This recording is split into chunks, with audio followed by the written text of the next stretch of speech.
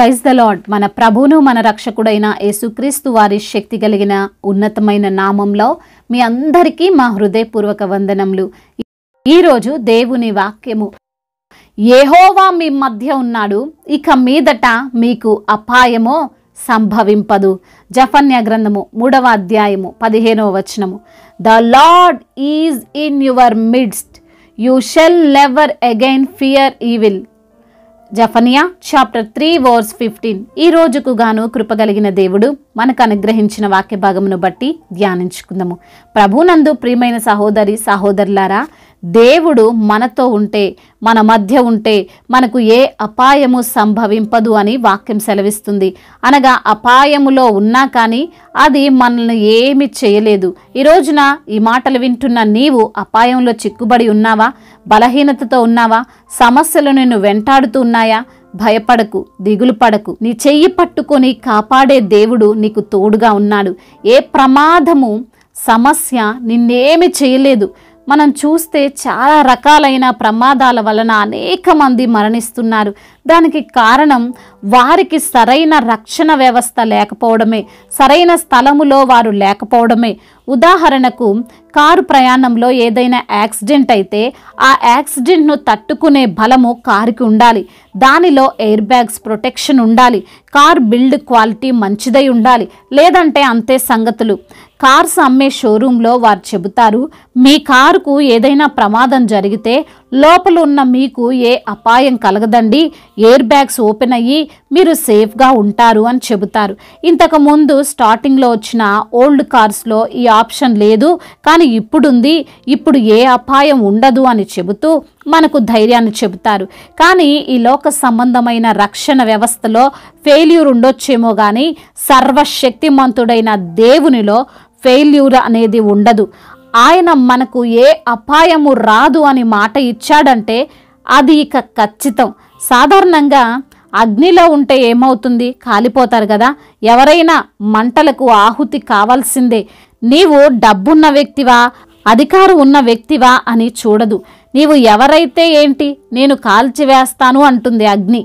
అదే అగ్నిలో మనం ఉంటే, మనతో దేవుడు ఉంటే ఆ అగ్ని కూడా మనల్ని కాల్చలేదు. షడ్రక్, మేషకు, అబేద్నెగోల విషయంలో మనము ఈ సందర్భాన్ని చాలా క్లియర్గా చూడవచ్చు. మండుతున్న అగ్ని జ్వాలలో వారిని వేసినా సరే వారు కాలిపోలేదు. మనము ఆ వాక్య సందర్భమును చూస్తే ఇలా వ్రాయబడి ఉంది, రాజాజ్ఞ తీవ్రమైనందునను గుండము మిక్కిలి వేడిమి గలదైనందునను షడ్రక్, మేషకు, అబేద్నెగోలను విసిరివేసిన ఆ మనుష్యులు అగ్ని జ్వాలల చేత కాల్చబడి చనిపోయిరి. చూసారా? ఆ ముగ్గురిని విసిరివేసిన మనుష్యులే ఆ అగ్నికి కాల్చబడి చనిపోయారు. కానీ విసిరివేయబడిన వారు మాత్రం ఏ ప్రమాదము లేకుండా, ఏ అపాయము కలగకుండా బయటికి వచ్చారు. వారు బయటికి వచ్చిన తరువాత వారిని పరీక్షించిన వారు ఆశ్చర్యపోయారు. ఎందుకంటే తల వెంట్రుకల్లో ఒక్కటైనను కాలిపోలేదు, వస్త్రములు చెడిపోలేదు, అగ్ని వాసనైనను వారి దేహములకు తగల్లేదు. ఇదంతా జరగడానికి కారణం వారితో పాటు మంటల్లో దేవుడు ఉన్నాడు. ఆ అగ్నిని కలుగజేసినటువంటి దేవుడు దానిలో ఉండగా ఆ అగ్ని ఏం చేయగలదు చెప్పండి? ప్రియమైన సహోదరి సహోదరులారా, దేవుడు మనతో ఉన్నప్పుడు మనల్ని కాపాడగల, రక్షించగల సమర్థుడు, సృష్టిని రూపించిన అద్వితీయ దేవుడు, సజీవుడైన యేసయ్య మనతో ఉన్నప్పుడు మనకు ఏ అపాయము రాదు, ఏమీ కాదు. ఏ ప్లేస్లో ఉన్నా, ఎంతటి క్రూరమైన మనుషుల మధ్య ఉన్నా, ఎంత ప్రమాదకరమైన పరిస్థితుల్లో మనం ఉన్నా అపాయమో రాదు. కొన్నిసార్లు మనం ఎంత సేఫ్ ప్లేస్లో ఉన్నా, ఎంత మంచి ప్రొటెక్షన్తో ఉన్నా మనకు అపాయాలు సంభవిస్తుంటాయి. దానికి కారణం అపాయకరమైన మనుషులు మన మధ్య ఉండడమే కారణం. మనం తప్పు చేయకుండా, మనము యథార్థంగా జీవిస్తున్నా సరే వారి యొక్క క్రియల వలన మనకు అపాయం సంభవిస్తుంది. అందుకే కీర్తనకాడు అంటున్నాడు, అపహాసకులు కూర్చుండు స్థలములో కూర్చుండక ధర్మశాస్త్రమును దివారాత్రములు ధ్యానించువాడు ధన్యుడు అని.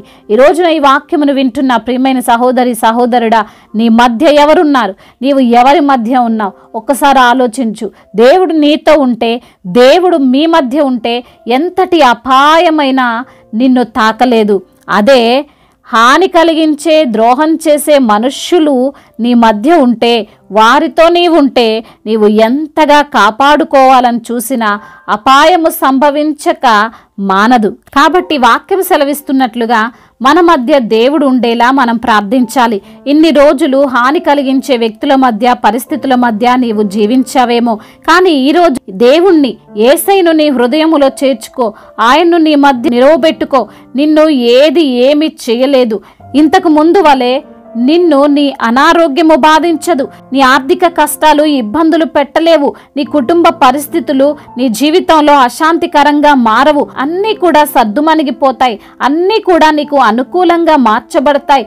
సమస్తము ఆయన ఆధీనంలో ఉన్నాయి గనుక ఆయనలో ఉండు, నీవు క్షేమంగా ఉంటావు. దేవుడి మాటలను దీవించి మన హృదయములో ఫలింప చేయునుగాక.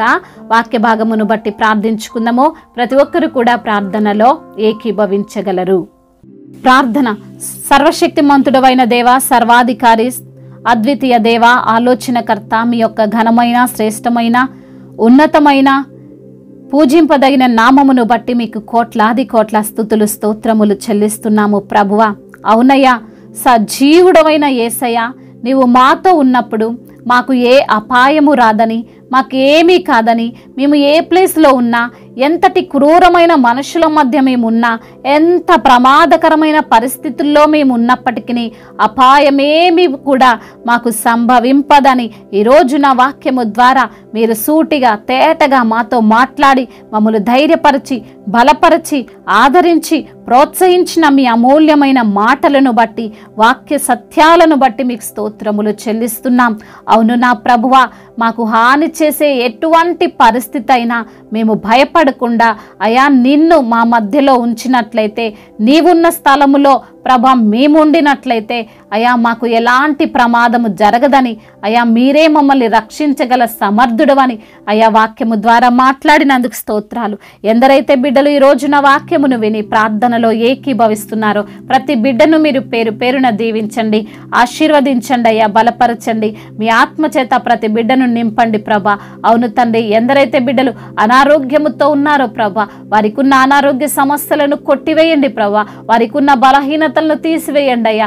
సంపూర్ణ ఆరోగ్యమును, స్వస్థతను వారికి అనుగ్రహించండి తండ్రి.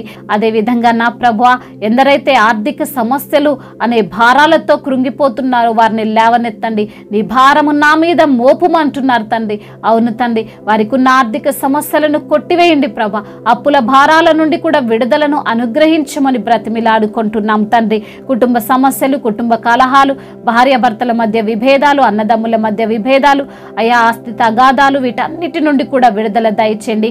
కుటుంబములో శాంతిని, సమాధానాన్ని, సఖ్యతను దయచేయమని బ్రతిమిలాడుకుంటున్నాం. ఉద్యోగ సమస్యలను కొట్టివేయండి. ఉద్యోగం కొరకు ప్రయత్నిస్తున్న బిడ్డల యొక్క ప్రయత్నములు మీరు సఫలము చేయండి.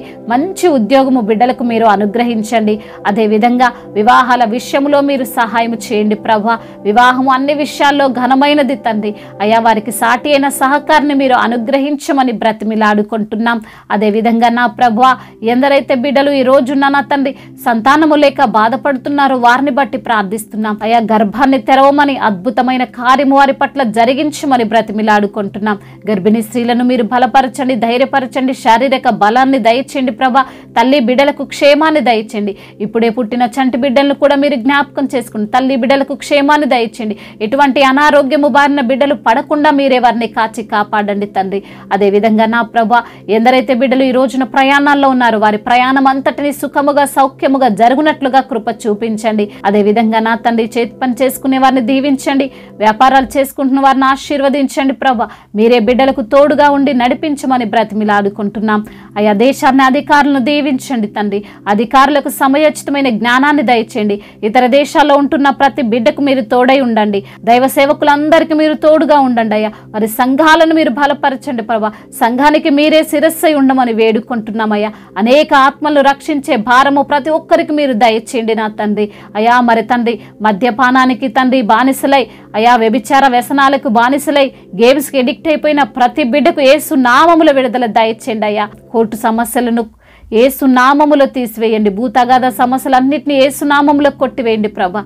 సమాధానపరచమని బ్రతిమిలాడుకుంటూ తండ్రి ఇంతవరకు చేసిన ప్రార్థన అంతటిని మీ పాద సన్నిధిన చేర్చుకోమని మానాథుడు సర్వశక్తిమంతుడు సజీవుడైన యేసుక్రీస్తు వారి బలమైన నామంలో ఈ ప్రార్థనను అడిగి వేడుకొని పొందుకొని ఉన్నాము మా ప్రియ పరలోకపు తండ్రి. ఆమేన్. ఈరోజు పెళ్లి రోజు మరియు పుట్టినరోజు జరుపుకున్న వారందరినీ దేవుడు దీవించి సకల మేలులతో ఆశీర్వాదములతో కృపాక్షేమములతో దేవుడు మిమ్మల్ని నింపునుగాక.